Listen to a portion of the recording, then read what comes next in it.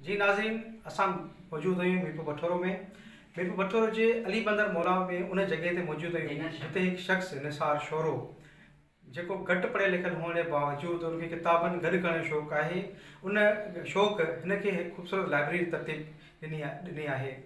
उहो शख़्स जेको ग़रीब ख़ानदान सां तालुक़ु रखे थो, जंहिं पंहिंजे मिलंदड़ ख़र्ची ऐं मज़दूरी मां मिलंदड़ जेका कमाई आहे उन मां ॿियो को शौक़ु न कयो, पर हिकु किताब रखणु शुरू कया, जंहिंसां ख़ूबसूरत लाइब्रेरी ॾिनी आहे जंहिंमें 25 खां वधीक शाह जा रसाला मौजूदु आहिनि ऐं तक़रीबन 500 खां वधीक मुख़्तलिफ़ मौज़ूअनि ते किताब मौजूदु आहिनि। अॼु असां हुन सां ॻाल्हि ॿोल कंदासीं त वधीक हुनजो छा चवणु आहे।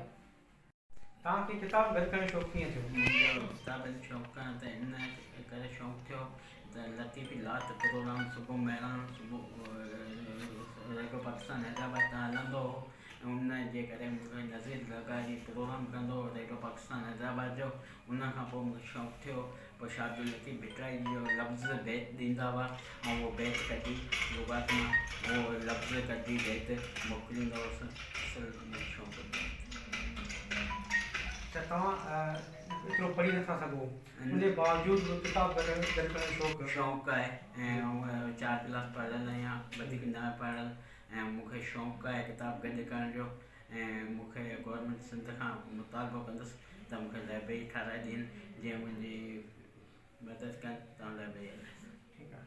तव्हां वटि शाह जा जेके रसाला आहिनि उहे केतिरा आहिनि ऐं उहे कीअं तव्हां वटि कया? शाह जा रसाला मूं वटि डॉक्टर नबी बलोच जो आहे, अडवाणी जो आहे, शेवाणी जो आहे, मिर्ज़ा कलीम बेग जो आहे, ऐं रसालो जेको दड़े वारो अलस्तीन जो आहे। ऐं इहे सभु रसाला मूं शौक़ु में वरिता आहिनि।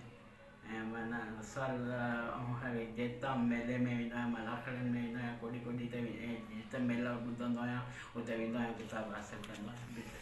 अच्छा, तव्हांजी लाइब्रेरी में केतिरनि मौज़ूअनि ते किताब मौजूदु आहिनि? मूं वटि साईं जेम्स सैद जो आहे ऐं उहे ॾींहं उहे शींहं आहिनि ऐं सभु किताब मौजूदु आहिनि।